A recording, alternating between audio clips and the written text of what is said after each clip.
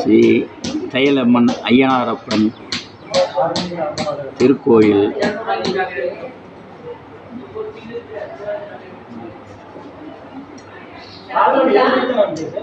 அன்பர்கள் அனைவருக்கும் மெய்யன்பர்கள் அனைவருக்கும் வணக்கத்துடன் தெரிவித்துக் கொள்வது என்னவென்றால், நமது குலதெய்வம் வந்த வழி எது என்று எங்களுக்கு செவிவழி செய்தியாக கிடைத்த தகவலை உங்களுக்கு சொல்லுகிறோம்.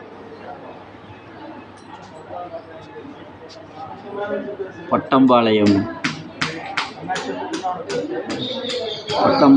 கிராமத்திலே பெருமாஞ்செட்டியார் என்கிற ஒரு தனவந்தர்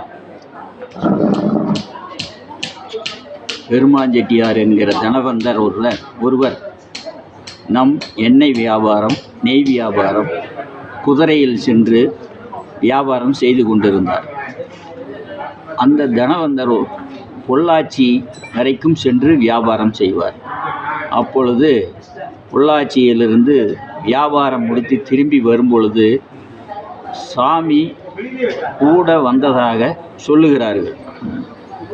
சாமி நமது பட்டம்பாளையம் வந்தவுடன் உடையாக்கவுண்டருக்கு சொந்தமான புளியந்தோப்பு பகுதியில் வந்தோடனே அந்த இடம் சாமிக்கு மனதுக்கு பிடித்து, நான் இங்கே இருக்கிறேன் அப்படின்னு அந்த இடத்துல சாமி இருக்க விருப்பப்பட்டு அங்கே சாமி உட்காந்துட்டாங்க.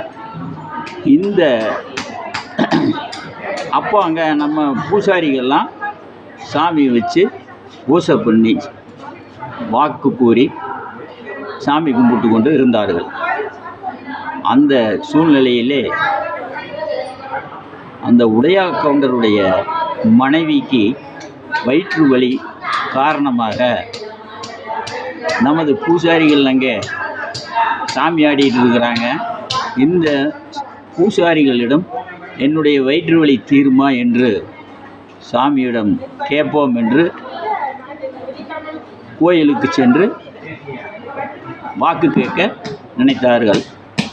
கவுண்டரும் அவருடைய மனைவியும் கோயிலுக்கு வந்து பூசாரியிடம் சொல்லி வாக்கு கேட்ட பொழுது, வாக்கு என்னுடைய வயிற்று வலி தீர்ந்தால் தீர வேண்டும், அதற்கு ஏதாவது வழி இருக்கிறதா என்று கேட்ட பொழுது, சுவாமி வயிற்று வலியை தீர்த்து விடுகிறோம், நான் இருப்பதற்கு எனக்கு இடம் வேண்டும் என்று சாமி அம்பாள் கேட்ட பொழுது, அப்படியே செய்கிறோம் என்று அவர்கள் வாக்கு கொடுத்தார்கள். பூசாரி வாக்கிலே திருநூறு மந்திரிச்சு அந்த கவுண்டருடைய மனைவிக்கு இதை தன் நெத்தியிலே பூசிக்கொண்டு சாப்பிடுங்கள் வாயிலே போட்டு அப்படின்னு கொடுத்த சமயம், அந்த திருநீர் ஒரு 4-5 நாள் அவங்க வச்சிருந்த பொழுது அவங்க உடம்பிலே மாறுதல் ஏற்பட்டு வயிற்று வலி இருந்த இடம் தெரியாமல் மறைந்தது. இதை கேள்விப்பட்ட, இதை கண்டுட்ட கவுண்டர் அவர்களும் மனைவி அவர்களும் இந்த இடத்துக்கு சாமி இருப்பதற்கு எழுதி கொடுத்து, இது உடையா கவுண்டர் அளித்த இடம், சாமி இருக்கும் இடம் உடையா கவுண்டர் அளித்த இடம். இந்த பிறகு நம்முடைய பூசாரிகள் அந்த சாமிக்கு தானமாக கொடுத்த இடத்தில் சிறிய கோயிலை கட்டி நமது சமூகத்தை சார்ந்த அனைவரும் கோயிலுக்கு சுவாமி கும்பிட்டு விட்டு சென்று கொண்டிருந்தார்கள். இன்று இது வளர்ச்சி அடைந்து பெரிய கோயிலாக வளர்ந்திருக்கிறது. மக்கள் அனைவரும் அதிகம் பயன்பெற்று பலன் பெற்று கொண்டிருக்கிறார்கள். நன்றி, வணக்கம். கொஞ்ச நேரம் ஆகுது.